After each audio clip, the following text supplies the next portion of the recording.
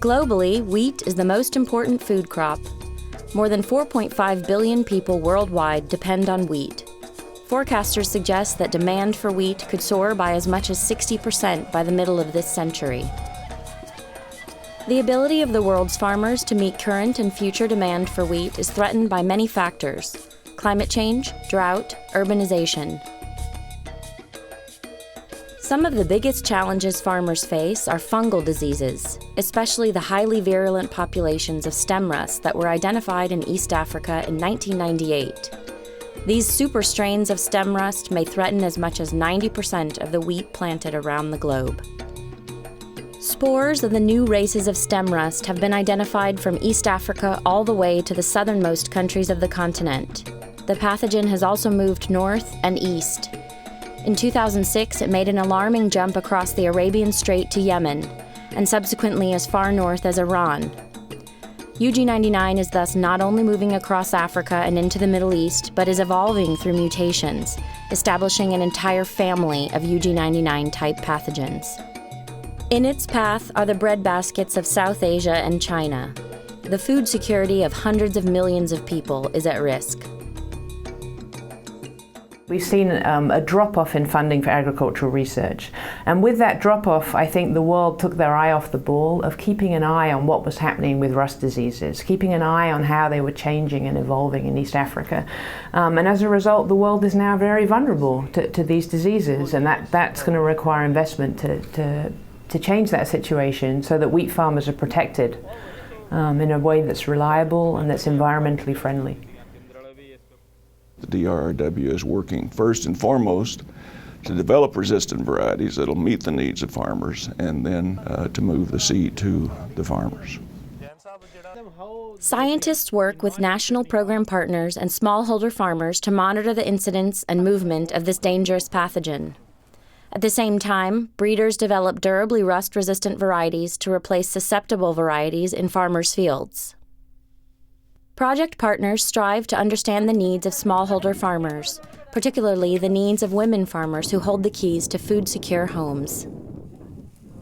Armed with knowledge about rust and new resistant varieties, farmers around the world are replacing their susceptible wheat with varieties that will improve livelihoods and better protect the world's wheat crop.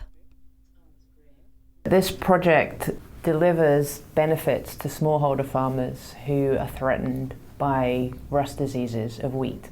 And so the most important target are going to be the 50 million smallholder families who live in South Asia, particularly in the Indo-Gangetic Plains. And also there are more than 1 million families in Ethiopia who rely on wheat for their livelihoods.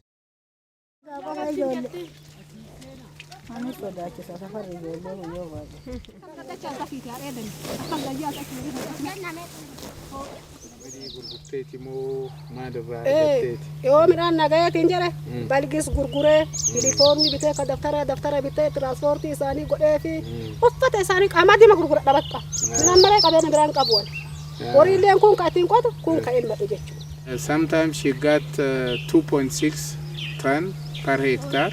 Last year, because of yellow rust, she didn't get anything.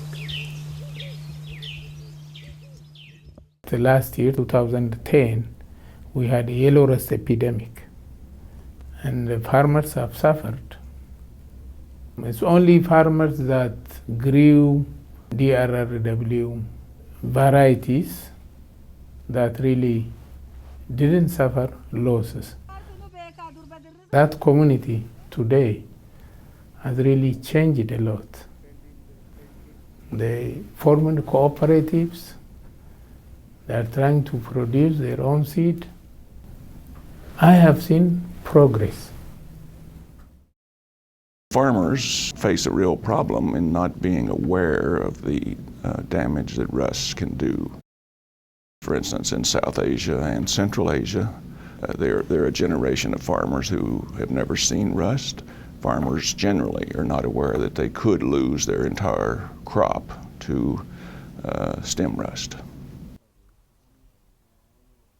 My grandfather came over here in 1947. Right from 1947, we started growing wheat on these farms. Now I am taking care of these farms and we are growing wheat. Wheat rust, as I heard from BGRI team, I am highly concerned about that. We never knew about it as it was not in our fields.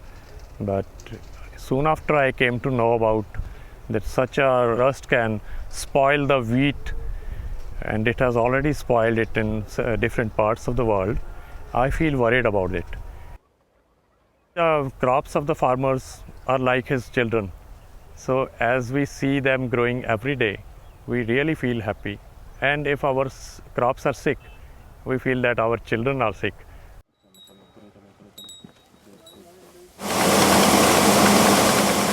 We were not very particular about wheat varieties. We used to sow any variety. We'll grow only those varieties which are not prone to wheat rust. That will help us in a long way. Wheat is a major crop in North India, and North India is more or less an agriculture centric states. We are always concerned about productivity.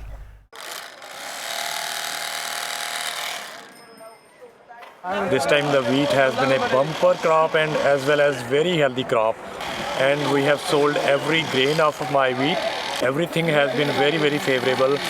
Luckily this year we were free from all kinds of diseases including wheat rust, and we pray to the God that every year we get such good crop and such good harvest, and we get such good prices also. A wheat producer has a large responsibility of feeding a very largely populated country. If we don't have wheat for 1 year, it might lead to starvation in certain parts of the country. Definitely a low yield any year will be a havoc for Indian farmer, and then ultimately it will be unfortunately for whole of the nation. The DRRW project has seen great progress in reducing the world's vulnerability to rust diseases of wheat. More than 35,000 tons of rust-resistant wheat seed have been made available for planting in 8 at-risk countries, and more than 28 plant genes have been identified as sources of resistance to the family of UG99 stem rust. There are now 22 promising UG99 resistant varieties developed by the BGRI community being grown in 8 immediately at-risk countries. Some of the resistant cultivars that have been developed are vulnerable to future changes that may occur within the UG99 lineage, but have been deployed for short-term mitigation. Already, these cultivars are being replaced by new ones that are not only resistant to UG99, but should remain so for many years. There are 10 varieties of wheat with resistance based on multiple minor genes. These resistant varieties are increasingly popular with farmers and follow the BGRI's guidelines for responsible gene stewardship because they do not depend on single deployed major genes. Despite these successes, the security of global wheat production remains under threat as new virulent races of rust diseases continue to emerge and spread. Ongoing research and development is needed to ensure a food-secure future for wheat-growing regions across the world. We're investing in ways to increase the sustainable productivity of small farmers. They are the engines of economic growth and prosperity for themselves and for their countries. And we'd like to work, together with other investors, with other donors, so that we can together develop long-term solutions to deliver wheat that is protected for the farmers who need it all around the world.